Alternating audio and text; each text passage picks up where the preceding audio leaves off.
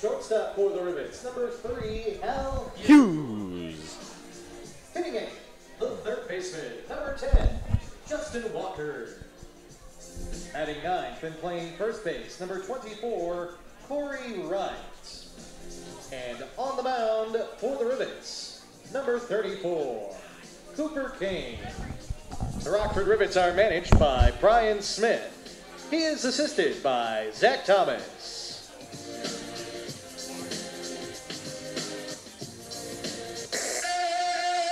And now, tonight's starting lineup for your Lakeshore Chinooks.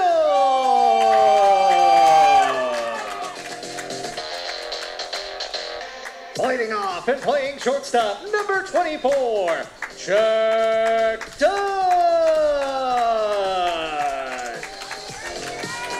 Batting second and playing second base, number 31, Jimmy Cover.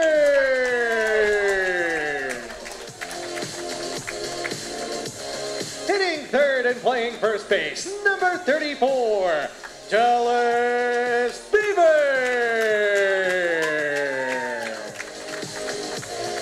The cleanup man for the Chinooks is the left fielder, number 30, Christian Boulware. Batting fifth and playing right field, number 12, Andy Shaddy. The sixth batter is the third baseman and tonight's partnership bank hitter of the game, number 8, Sebastian Mancera. Batting seventh and catching for the Chinooks, number 15, Connor Christman. Hitting eighth, the designated hitter, number 42, Cole Turney. The ninth batter is the center fielder, number 3, DJ Lee. And on the mound for the Chinooks, number 7, Brendan McQuiggan. The coaching staff for your Lakeshore Chinooks includes Matt Riston, Jerry Ahern, and John Hasser. And your Lakeshore Chinooks are managed by Travis Acree.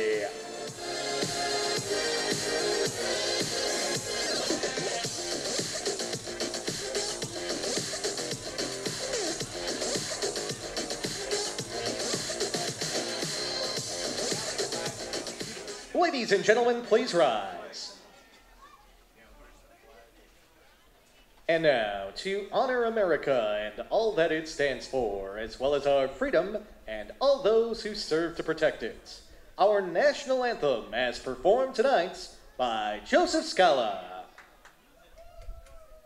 Oh, say, can you see by the dawn's early light what so proudly we have at the twilight's last gleaming, whose broad stripes and bright stars through the perilous fight, oh, the ramparts we watched were so gallantly streaming, and the rockets' red glare, the bombs bursting in air, gave proof through the night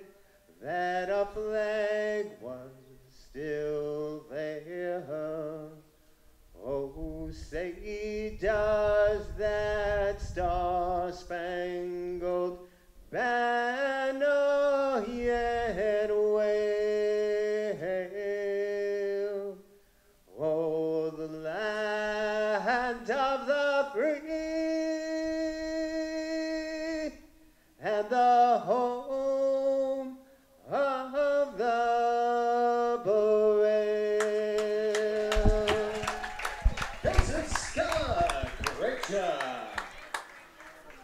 Welcome, ladies and gentlemen, to Kapco Park. My name is Scot Gladstone, 2018 voice of the Rockford Rivets. And alongside me, a man usually behind the scenes, Zach Stone, our webcast director for home games, is on the road up in Mequon with me today. Zach, how's it feel to be here on the road with the team? Feels real good, Scott. It's nice to actually be sort of the voice again, working behind the scenes with all of our great camera guys in Rockford. We don't really get a lot of, FaceTime like you do on camera, so this is exciting to get to be on the road with you and get to experience what life is like with the Rivets. As the weather delay here in Mequon is over, the past is not behind us, as the fog is getting very thick right now, and there will be another meeting between the home plate umpires, all the umpires, Brian Smith and Travis Ockery, the head coach for the Lakeshore Chinooks.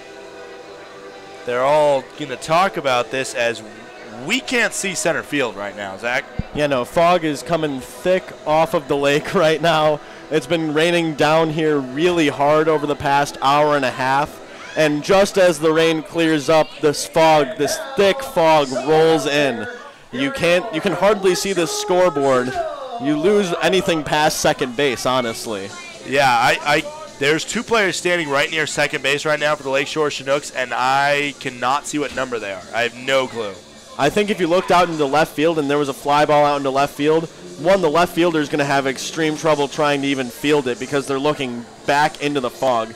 And two, we're going to have no idea if it hits the ground out there. Yeah, exactly. And, I mean, it's probably a little bit better when you're on home plate, but still, there's some of the players for the Lakeshore Chinooks are questioning what the discussion about it is at home plate is. The problem right here with the Northwoods League schedule is that ideally this game would get postponed and it would be a doubleheader the next time Rockford comes to Lakeshore. The problem is this is the last time Rockford is scheduled to play in Mequon at Kapco Park. So if it gets rescheduled, it'll be a doubleheader at Rivets Stadium. And the Northwoods League doesn't want to do that. They don't want to take away a home game from the Lakeshore Chinooks, and they don't want to give an advantage for the Rockford Rivets to be at home and have a doubleheader. And so that's why they're really going to fight to make sure that this game is played. Yeah, I think even more than the Northwoods, I think Travis Ackery, the manager for the Chinooks, is probably fighting tooth and nail to try and make sure that this game happens. One in front of the home faithful, because they've got a nice crowd here tonight. Not super packed here in the stands, but enough people coming out of their way, especially sitting through this hour-ish long rain delay, to get some solid baseball. The people that are here are the faithful, and they have stuck it out. And, they've hidden under the slight overhang here at Kapco Park. They want to see some baseball, and I think they're going to wait around until somebody pushes them out of the stadium. Yeah, I mean, this fog just keeps coming in from sort of right center field, right off of the lake, and it's just even more thick than before. We were talking about how you couldn't see second base or just past second base. Second base is now just in a haze itself. It is just a little bit thicker shade of white, and that's about the only thing that you can see it. You can barely see the lights out in the outfield. The farthest away from us in right center field, there's about a little ray of light coming from it, but the rest, it's all clouded up. And it looks like they're bringing back out the tarp to cover the pitcher's mound, so we might be getting delayed even further for this one. Yep, that is how it seems, unfortunately, as the makeshift grounds crew, they don't really have a solid team of people that work on the stadium ground level here, because they have a turf field and the mound is the only thing that's dirt. So they don't really have to worry about rain all that much and putting a big tarp over the infield, but they do have to worry about that mound. And now, the rain and moisture in the air not making that much of a difference in terms of playing, but in terms of visibility, the fog is definitely going to delay this game further. And after the game in Kenosha already done and canceled and moved to August 2nd, how much of a chance do you think we give this game to go on right now? I think, again, if you're the Lakeshore manager, Travis Ackrey, you're fighting tooth and nail to have this home game, especially with the Rockford Rivets at home. They have been relatively successful, so you're trying to make sure that you can have them on your home field, play them where you feel you have an advantageous situation. But like you said, the game in Kenosha already being moved to a month and a half from now. The weather looks like we have a huge storm cell coming in, and it's just not going to let up until about 8:30 is what it's looking like on the AccuWeather forecast. So it looks like this one could be delayed even later. Players out on the field stretching and just trying to stay loose because, again, players have been out on the field since about, 4:30, even earlier than that today? Exactly, yeah, for both sides. I mean, Lakeshore started their batting practice at 3:30, I think, and in the pregame, it was Brian Smith and the Rockford Rivets that started their batting practice, but got through about 20, maybe 30 minutes of it before a monsoon kind of came through, and Brian Smith said, "Screw it, we'll hang out in the dugout while this clears up." Yeah, we had the windows open during that point. You could hear the rain coming down on the metal roof above our heads, but you could hear Brian Smith even clearer saying, "Oh, bleep this, let's get out of here." Yeah, he was not about to have that because really not a lot of actual, formidable reps if you're batting in a monsoon, because hopefully the umps aren't going to let you play in that, even on an artificial turf, because there's really no point in the game can get distorted so much with the weather like that. Yeah, and you were talking about how the turf field plays a huge advantage as to whether or not this game goes on. And I was talking to one of my buddies who works for the Chinooks, and I said that there's almost no way that we don't play this game because of the turf field, not because of this thick fog or anything like that, because most likely here the fog will clear, but if this rain had, like we've seen at Rivets Stadium, had come down that hard on a grass field and on an actual dirt infield, it could have spelled a huge mess for the Chinooks today. Yeah, and I think another situation that may have some effect on this is the fact that this is a commuter's trip, as what it's called in the Northwoods League, within 2 hours, which means that Rockford drives to and from every game, and so that means Rockford will be driving back tonight and not staying in a hotel in Mequon. And, I'm sure Brian Smith is probably using that to his advantage, if he's trying to argue for the game to get pushed back, and he's saying, we have to drive back an hour and a half.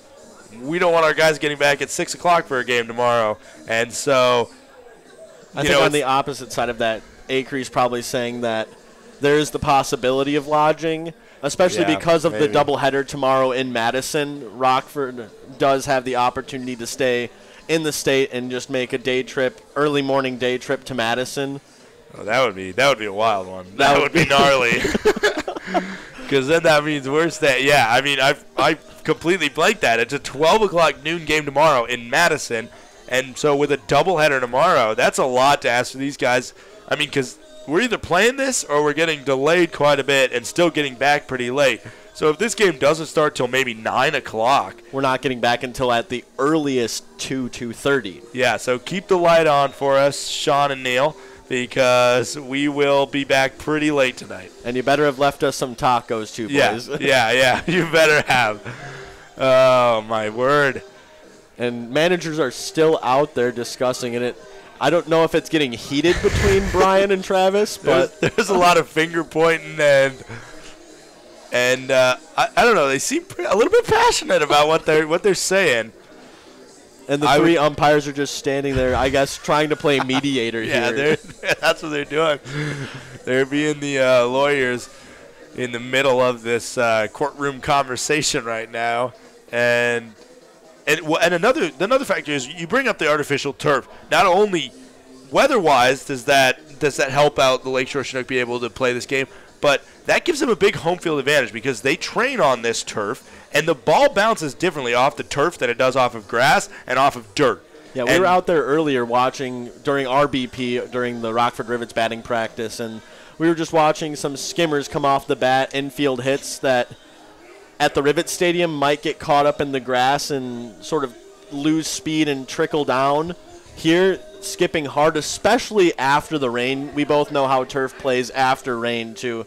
Moves a lot quicker, so any ground balls in the infield are going to be possible legged out singles. Yeah, and it's going to be interesting to see because, yeah, it's going to come buttery off the turf for sure. The last time the Rivets played here, it was a 10-0 loss against Lakeshore, and they had 5 errors, and that was in pretty good weather conditions. The wind's always a little bit gnarly here coming off the lake, but pretty good weather conditions. 5 errors for the Rivets side, and a lot of those led to that 10 runs for the other team and a big loss, the biggest of the season for the Rivets thus far. And so I'm sure Lakeshore wants to be able to play on this turf and use that to their advantage, that they know better how the balls are going to bounce. And it looks like, as you're saying that either the floodlights, have gotten stronger, or this fog is passing, because as you talk about the turf and as we talk about the field conditions, the environmental conditions that have been causing this delay are starting to let up. Yeah, we can see a little bit of the outfield wall, which when we started we couldn't, and so that's definitely something that is something to keep an eye on, because now we're being able to see a little bit more. We can see more of the lights, and I don't know if they did turn the lights on a little higher power or if the fog is like, who's controlling that, the man in the electrical room or the man upstairs. Again, either way, if the baseball gods are trying to let us play, let them. Let us play, please. We want to get this game down. The Rockford Rivets trying to avenge a loss yesterday, a 2-1 loss. They struck first on a Cade Bonnell RBI single that scored Justin Walker, but in the next inning, it was right back at him from the Lakeshore Chinooks. 2 runs against Big Country, who had a pretty good outing, and just let those 2 runs slip. And in a lot of games, that shouldn't be the difference, but the way the Rockford offense has been playing at home, it was. Yeah, you're totally right about that, Scott. The offense we saw early in the season putting up big runs, and Zane Piarli from the Northwoods League even today was talking about in the pregame show how he expects Rockford to sort of come out, and if they can give Kane a little bit of help on the offensive side, that just the strength in Kane's arm should be able to get us through this one. Yeah, and you talk about Cooper Kane, the Hurricane, in a game with already a lot of weather. We might be seeing a hurricane later if Cooper can have an outing like he's had before. And I'll tell you what, he has been on the unfortunate side of bad offensive days. 4 starts, only allowed 1 run, and that was on a wild pitch, and he only has a 1-0 record. He's put this team in position to win, and they haven't been able to support him with runs. Again, you're hitting it right on the nose there. Cooper Kane has been almost lights out on the mound. The 1 wild pitch earned run that he gave up has just sort of been a pinhead to his amazing season so far. And for all the effort that he's put in for Rockford not to have his record be at 3-1 or 4-0 instead of the 1-0 record he carries is, not to say abysmal, but it's sad. It really hurts, especially when you're putting out those solid outings on the mound. I'm sure Cooper Kane is a little bit frustrated. But again, with the outings that he's put out, he's receiving the attention that a pitcher doing that should, with 4 Northwoods League pitchers of the night. Yeah, everybody's paying attention to him, and this team going to be looking for a new ace on the mound with the notice, basically, that Cole Belair and Chase Keeter, the number 1 and 2 pitchers coming into this season, are going to be leaving at the end of this week. They need a new ace to really take the reins. Jackson Bronke, the number 6 man in the rotation, that has had a couple good outings, also departing. And they're a Rockford Rivets team that has pretty much been marred this season by really good pitching that you can trust, is now going to be kind of looking to refine their identity, and they're going to need to do it behind Cooper Kane. Yeah, Cooper Kane is your next obvious man up for the ace spot. But what I think Rockford needs to do even more of is get behind their bats, because that's been really where the team has been letting each other down this season. Because you've talked about how we've had solid outings on the mound from our pitchers, a couple of iffy starts, but the bullpen sort of getting things together mid-season, but the bat's not really being there to be the support that our pitchers do need. Yeah, exactly. Manager Brian Smith describes his bullpen as Jekyll and Hyde, and it really has been. There's been some times when they've come on, J.T. Baksha, Nolan Gazowski, and Nathan Schneiderman have been lights out, and then there's been other times, like the time in Green Bay, where they where Nolan Kozlowski could not find the strike zone to save his life, and they ended up throwing away a 4-run lead without putting a ball in play. It was all walks, hit by pitches, wild pitches that scored Green Bay in the bottom of the ninth. And there's definitely going to need some bullpen guys that are going to need to step up and probably start some games, as Brian Smith is searching around the country to find some new guys to slot into a starting rotation. And earlier in the day we were talking, and he's been saying that in the next couple of weeks he's expecting a couple of new relief pitchers in and then a couple of starters after this whole College World Series ends. Guys coming off of their season with their college teams, making it all the way to Omaha, and deserving a couple of weeks off, resting their bodies a little bit, especially when you get all the way to Omaha. You've played nearly 60 games in your collegiate season. Now you're asking to come almost 2,000 miles away for some of these pitchers to start in the following day. Exactly. It's baseball is a fun game, but unless you're playing in the majors, you need to take steps to getting to that point where you can play 162 games over the course of 5-6 months. It's a lot to ask of these players. And especially with their college coaches sort of playing puppeteer with them, they control almost all of their dieting, all of their workout training. I mean, even with the Rockford Rivets, you know that these players are still doing the regimented workouts from their universities. So there's a lot of, I guess, overhead that Brian Smith has to deal with, and all these managers in the Northwoods have to deal with. Especially, and also in terms of a lot of these guys are capped at innings that they can throw, the pitchers especially, and that's where it becomes a game of roulette with the pitching staff, and one guy goes out, a new guy comes in, and it's really, finding out who's going to be your guy when. And also for Brian Smith, you have a lot of different jobs. You have a job to win for the organization, because that helps bring in more fans and brings more attention to your ball club. But you also have a job to keep these players healthy and be able to make them better players and more prepared to play minor league ball and eventually go pro. Again, just talking about all of the things that you're saying, especially that innings cap for some of these pitchers. You talk about some of these guys who have just come off their collegiate seasons, who've made it to either their regional or their super regional or whatever it may be for any of these guys from D3 all the way to D1. I mean, everybody in between has pitch limits, has somebody at their school in their dugout who is watching out for their arm, their legs, because it's not just pitchers who have these sort of caps on their games. It's everybody on this team and everybody in the Northwoods League. You don't want to see your player, if you're a coach, go down with some injury that could hamper them for the rest of their collegiate career. Yeah, and for example, what Brock Mathis has been doing with the Rivets team, playing every other game behind the plate and getting every other day off then, essentially. And that's something that Brian Smith has been very consistent with, is making sure that catcher, which can be a grind of a position playing every day, really makes sure to give those guys a consistent off day where they can rest their arm. For example, Wyatt Mascarella not even trying to throw yesterday, and really trying to keep that strain as a minimum for a position like catcher, where you're in a way one of the most important players on the field for your team. Yeah, and at the major league level, you'll see a catcher catch 3-4 days in a row, especially when you're playing for a top-level team or a team who's really fighting for the pennant. You'll see a catcher who's catching probably 4 of your 5 starting pitchers, but with all of the sanctions and all of the, I guess, guidelines that these coaches are under, they have to be very careful about how they use these players. Whereas when you look at a major league team, it's at their discretion. Yeah, I mean, because the bottom line is, all of this is to get them to that major league level, and once they get there, it's really in nobody's hands but their manager, and their own hands as well, obviously, too. They have some say, but, I mean, when you're being paid the amount of money that those guys get paid, you do what you're told.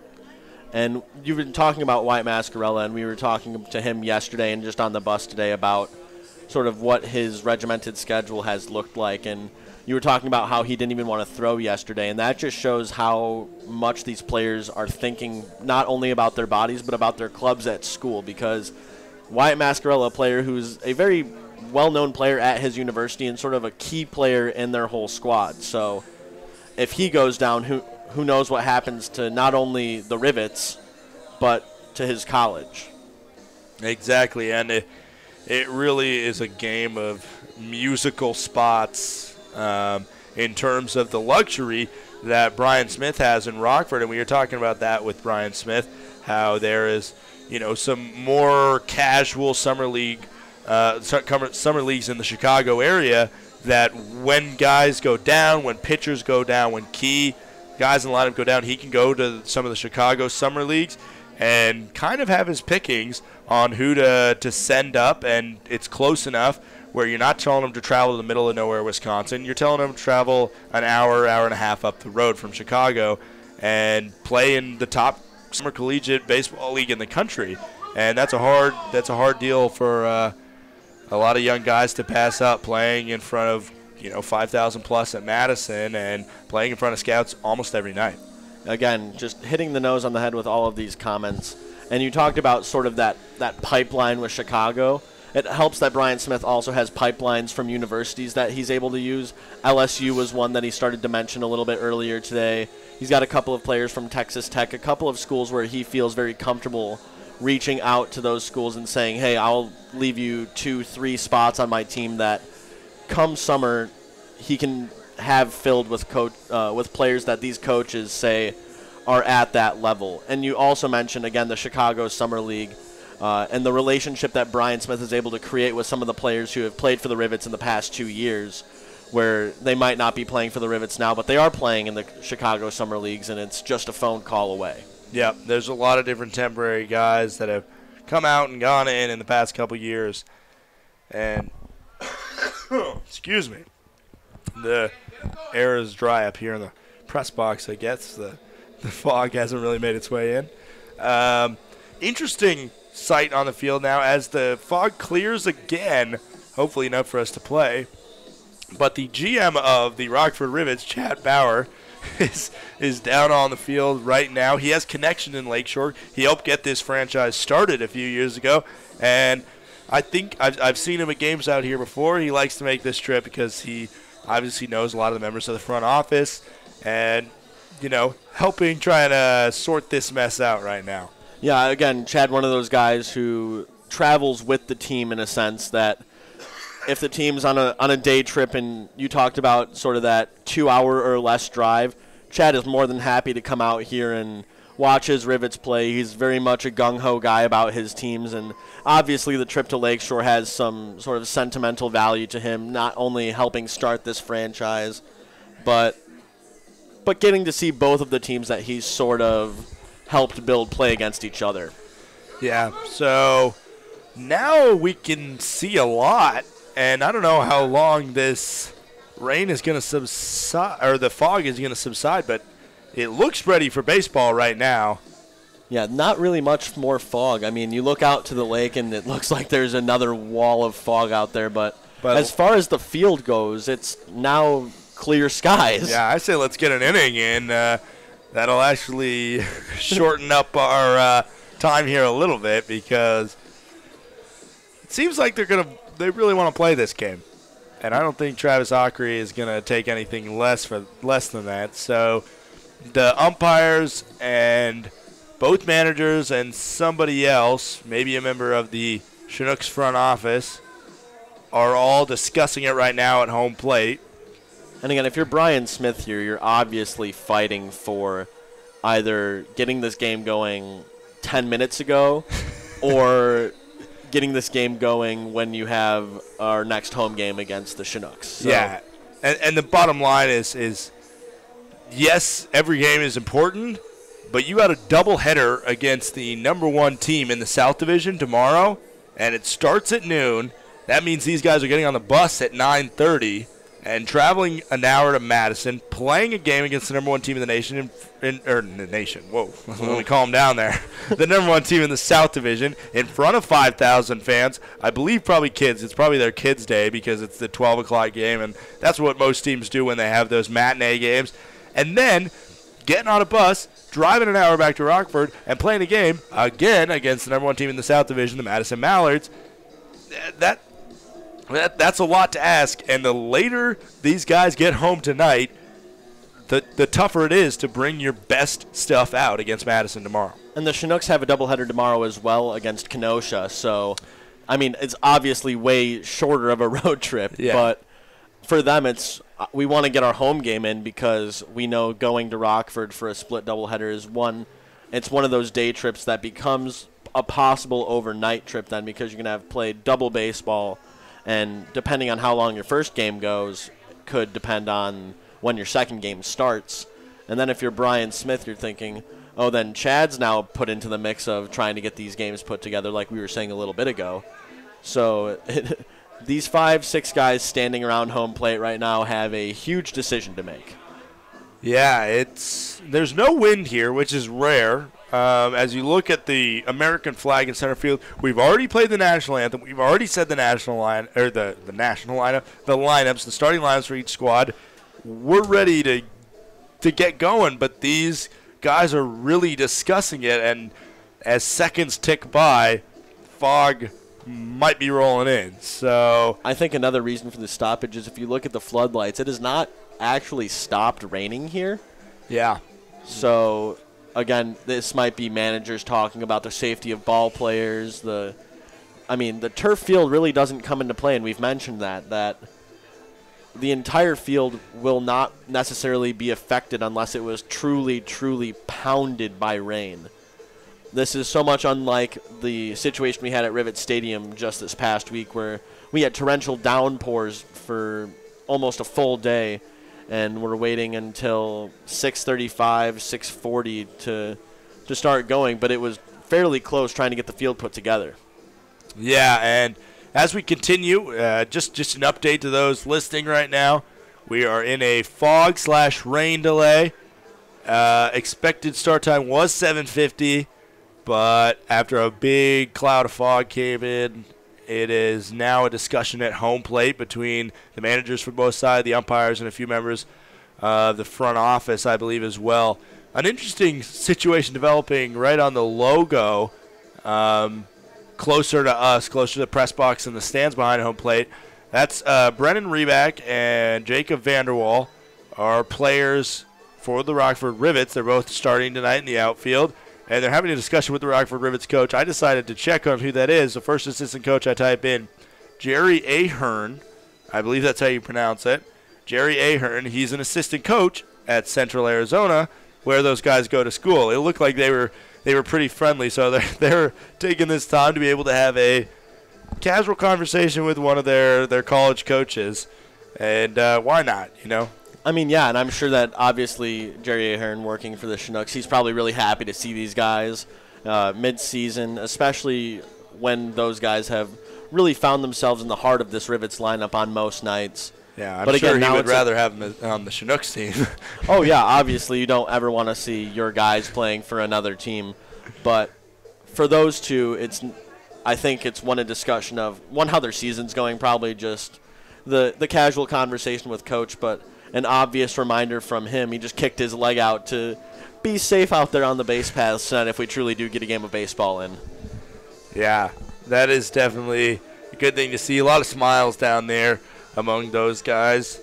And that's what I like about baseball. This is truly a true gentleman's game. These guys obviously are diehard competitors when it's out there on the diamond, but you would never know that these two teams play as opponents on most nights, because you'll see them goofing around in the dugout or chatting like we'd have right now during a delay. A couple of guys sitting out there in crisscross applesauce, stretching out, Yeah. It's one of those sports where I think that baseball is just so different than any other what I would call big four sport in the United States: basketball, football, and hockey, about just the nature of the game and the nature of the friendliness of this game. Mm-hmm. Let's take a look at the standings in the South, or in the Northwoods League as a whole, but mostly the South Division. So you take a look at these two teams. Coming in at 4th is the Rockford Rivets, and at 7th is the Lakeshore Chinooks. Lakeshore started off right around 500. They've dropped a couple games really recently. In their past 10 games, they're 4-6. And Rockford, if the season ended today, They make the playoffs just barely at the number 4 spot, and they go to Madison, who is 21-6, and everybody in their lineup is a weapon. Their number 9 hitter hit a home run against the Rivets. Like it's so hard to play. And then Kalamazoo, they got swept by the Rivets just a couple weeks ago at home at the Rivets Stadium, but they've been on a tear since then. Yeah, Nico Cavadas has been huge for them. He's a name that keeps being brought up. Big, I don't know, first baseman. I don't even know how big he could be, 260 pounds, but he's raking almost every time he comes up to the plate. We were watching them earlier today as we sat through the delay, and every time he made contact, whether it was going fair or foul, it looked like it was hit a mile. Yeah, and if you're in the South Division and you have a choice between finishing second or third or fourth and playing the Growlers or the Mallards, who do you want to play? I think if you're the Rockford Rivets, you're coming off that sweep of the Growlers feeling pretty confident, especially when you drop games against Madison and you have a doubleheader against them tomorrow. So that might tell a different story than what we're talking about now. But if you're Rockford, I think you're totally okay with hopping in as the 3 seed. But that means that Fond du Lac, who's playing the Growlers currently, has to drop a couple more games and sort of edge your way back in there. Yeah, exactly. I'm very interested in that matchup tomorrow. It should be awesome. Tune in to that one tomorrow. Joe Byers and I will be on the call up in Madison on the YouTube channel.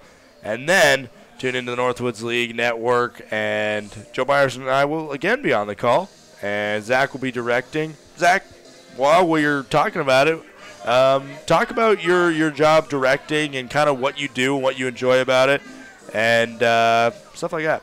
So we've mentioned them before on the broadcast with the Northwoods League, but we work with a really awesome team of camera guys and a graphics director and you, who my job is to just sort of give the viewers the shot that they're going to see throughout the game. And now I'm looking outside and looking at this camera guy, and I feel bad for him because you look over that direction and it looks like it is absolutely coming down with the rain. Wow. And he's waving his hand trying to get somebody's attention. But, yeah, those guys, Sean, Neil, Joe when he's running camera, Brett when he runs camera, they really do stick it out there. The weather has not been kind to us here in the Northwoods League. But our job is to give the viewers a view of the baseball game, much like you would watch a major league game. Obviously not necessarily at that level, but we try and put out the best product for our viewers. And night after night, I feel like we're getting better, especially when we couple the new graphics that Jason, our graphics director, is able to put in. Neil, Sean, and Joe have all become even better cameramen as we've worked through the season, and it's just been awesome to sort of watch our team grow. And then on the other hand, we're also sort of the marketing team for the Rivets. We have a great marketing group of interns. But as far as visual marketing goes, we're putting out many of the commercials and Rivets Rundown. If you haven't tuned into that, go and check that out. That's a weekly recap show that we create. Check it out. Yeah, check it out. Check it out. But for our viewers who, if you're part of the Rivets faithful, you sort of tune in every week, and we have an obligation almost putting out a weekly show to make sure that our fans know what's going on with the team. Yeah. What is the favorite? We produced a couple commercials thus far. You've been a part of the Gold Card commercial. You've been a part of the Christmas commercial, the Halfway to Christmas commercial. What is your favorite commercial that you produced thus far? I really enjoyed our Halfway to Christmas commercial with Jason because how it started off was kind of really organic. We were sitting in our office talking about Halfway to Christmas, which for most people is June 25th. And you chuckle there because for Jason Barabbas, June 12th is Halfway to Christmas. And June 12th at noon. At noon, sorry. And he was just so adamant about it. And so we had this whole conversation about trying to put together something like that. And it didn't come off, which was sad because it is kind of hard to convey that all of the pandemonium that was going on in the office because it was a full-on shouting match between interns at one point. It was a very you have to be there moment, and it was very hard to replicate. If we would have been able to replicate it 100%, I mean, I mean, you can't do it in 30 seconds. It was a 30-minute conversation. It was 30 minutes of ridiculous buildup that ended up making it. And as you talk about this, we get a message from Jason. Yeah. We gotta tune in, Jason. We are on fire here, and the group of umpires and managers at the mound or at the home plate has not shifted that much. Maybe they're looking at a phone or something right now. I think they might be checking a weather app. I don't really have a good view of it from here, but you see them sort of turning this phone around, listening. It looks like they're maybe listening to a message too, because as you talk about this, they might be on speakerphone with the league office right now. And again, if you're the Chinooks manager, Travis Acree, you are probably quite upset that your players aren't going to be able to play tonight. But looking outside, the rain is back, and it's coming down as hard, if not harder, than earlier. Yeah, it's kind of an unfortunate situation. And unfortunately, I mean, if we don't get that play going, we're not going to be able to call a game, which also sucks. But, sometimes Mother Nature can be your worst enemy. Yeah, again, I think that these managers are kind of at a standstill right now, not in the sense that they don't want to play this game. I'm sure that the competitor in them wants to play this game, but both of them know that if they start sending players out there, their necks might be on the line. Ooh. And with first pitch scheduled to be at 6:35, we are going on a 2-hour delay. 2-hour rain/fog/possible Northwoods League instruction delay. This could be the first game, if they decide to play this could be the first game that goes past midnight this year in the Northwoods League. And we were talking to somebody from the Chinooks organization earlier, and she was pretty sure that these floodlights don't stay on past 11. So yeah. So we might have light up baseball or baseball in the dark. Glow in the dark. They go out at midnight. We got a different report that they go out at midnight. So maybe we won't go past midnight. Maybe we'll play till midnight, get a glow up baseball, glow up bats and gloves, and keep playing. Do you ever have one of those Nerf balls when you were a kid? Run to Walmart, pick up a couple of Nerf balls. Let's get this game going, Scott. I'm ready to play in the rain. I'm pretty adamant that. Every time I've been here, there's been rain in the air. I think these guys just need to get a dome at this point. Yeah, I mean, we were joking around with people from the Chinooks earlier, especially when you're right off the lake. We saw that lake fog earlier. If you have a dome, doesn't matter. But again, these Northwoods League stadiums are very much in sense your minor league stadiums, where, I mean, Miller Park's not that far away. Yeah, we should just move it to Miller Park. That is the solution. Coming up with great ideas here. There's a couple members of the Chinooks front office that have some connections with the Brewers. I'm sure of it. I'm sure that the Chinooks players probably have met a couple of Brewers. So why don't we just give a call to the front office and just say, hey, we're coming to town. And, we'll be there in 30 minutes because. Yeah, we expect access to the locker room, too. Yeah, I mean, I want access to the press box. That's where you and I are going to be sitting at. Yeah, so. And we want it to be we want to be in the home broadcast booth. I mean, nothing less. We'd accept nothing less. Yeah, nothing less for Scot Gladstone here. For the Stones. Okay, now, the assistant, I believe that Zach Thomas just got sent off. And now we have one umpire, Brian Smith, and Travis Acree. When you got on the bus today to come and do and help me commentate this game, did you expect that we'd be doing a play-by-play of discussion, a 30-minute discussion at home plate? See, we left this morning, and you didn't even tell me to bring a jacket. So that was a short-sighted mistake by me. I've been to this park 3 times already this year, and every time I've needed a jacket. Yeah, so, I mean, on my end, I should have known that there was a possibility of rain. I didn't even look at the forecast because I was just sort of so in the moment about trying to make sure that we were shooting video, because that's kind of what I was here to do today, was shoot video of Rivets on the road. And then it started to pour here right about 5-ish, And I said, I'm going to not stand in the rain with my camera. I'm just going to go up in the booth. We've got some good footage. It's going to be a good segment, Rivets on the Road. Yeah, I'm really excited to share that with you guys. We've got a couple of player interviews. A first real interview with Brian Smith. With Brian, that's a really good interview. A lot of interesting stuff. He was a player in this league. Playing for the team that we're playing tomorrow. The rival of the Rivets, which is so cool. So he has a lot of great stuff to talk about. And it was kind of focused on the road, but I mean, even when the camera was off, we just picked his brain for a long time and was able to talk about a lot of things. So I know your jacket misses you, but you did a good job on the video. Yeah, shout out to Sean Ashley for that let know. No, again, I'm having fun up here, even if there's no baseball going on. Just sitting up in the booth, this is something that I'm sort of envious of Joe Byers getting the chance to go on the road with you and do some games, and sort of just the chance of luck that Joe's girlfriend's birthday is today, and I was able to come on the road with you today. Yeah, he's definitely not tuning into this broadcast right now. He's probably busy out to a fancy dinner or something like that, you know? And if Kayla Harrington, who is also an intern with the Rockford Rivets, tuned into our radio podcast, she would know that the game hadn't started yet. Yeah. she needs to get with it. But what do you think of the pregame meal, Zach? I mean, I thought it was nice. We had some nice. It was rice with eggs, which I like.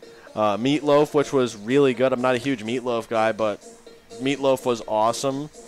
You were a big fan of the chocolate pudding, Scott. I was down in that chocolate pudding. That was good stuff. But they gave it to us in little they were like, it was like a candle holder. holder. Radio. You can't see how big they were, but they were not big at all. And I was one scooping them, right into my face. And then they pulled it. We still had 10 minutes left there.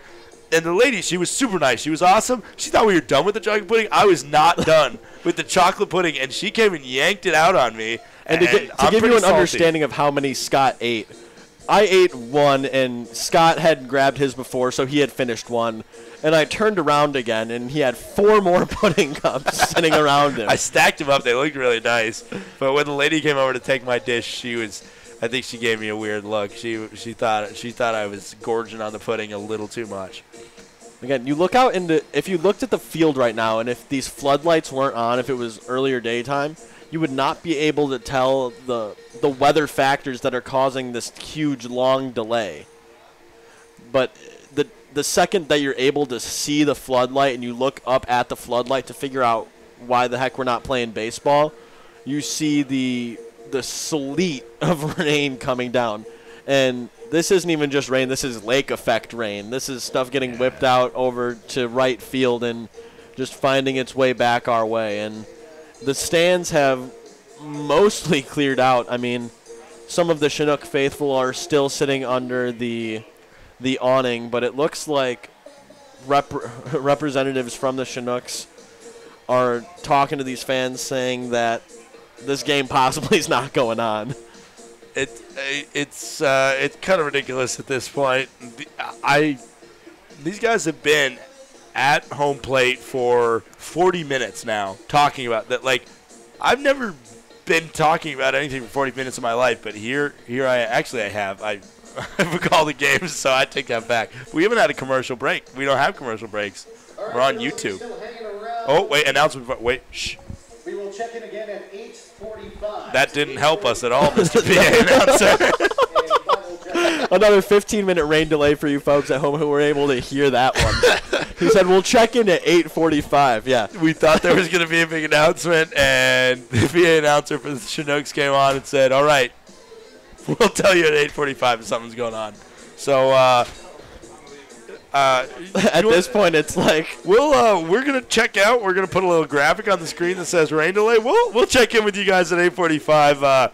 We need to give our voices a rest here. Hey, I wonder if they have chocolate pudding downstairs. Let's go find out. Let's go find out.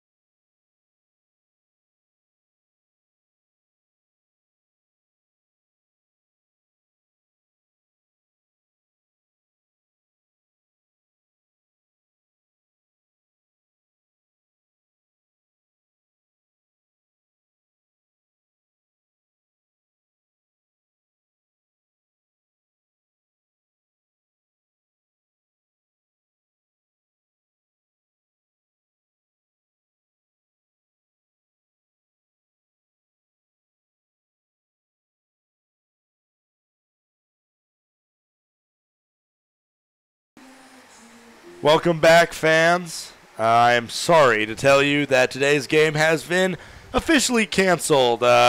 Expected first pitch, 6:35. Current time, just turned 8:45. And to all of you viewers that have tuned in so faithfully, the rain is too much, and the further date has not yet been announced, but most likely the game will be made up at Rivets Stadium because the Rivets don't come back to Kapco Park, or not scheduled to come back to Kapco Park anytime this year. Zach, you didn't get to join me for a game. You got to join me for 40 minutes of talking about baseball, pudding, and Jason not knowing when halfway to Christmas is. What'd you think of it? I mean, I had fun either way, Scott. Obviously, I'm definitely bummed that there was no baseball played today because, one, super nice park to be at. Kapco Park is one of the, I would say, nicer stadiums in the Northwoods League just from what I've seen so far. But really sad not to get to watch some baseball after a solid opening game to the series yesterday. Rain's coming down really hard. Players from our dugout are sprinting to get to the team bus right now. Hey, well, we should probably do the same for Zach Stone. For Zach Stone. Wow, I hope I didn't blow out your speakers there. For Zach Stone, my name's Scot Gladstone. We'll see you next time. Get riveted, folks. Get riveted and have yourself a day. We love you all.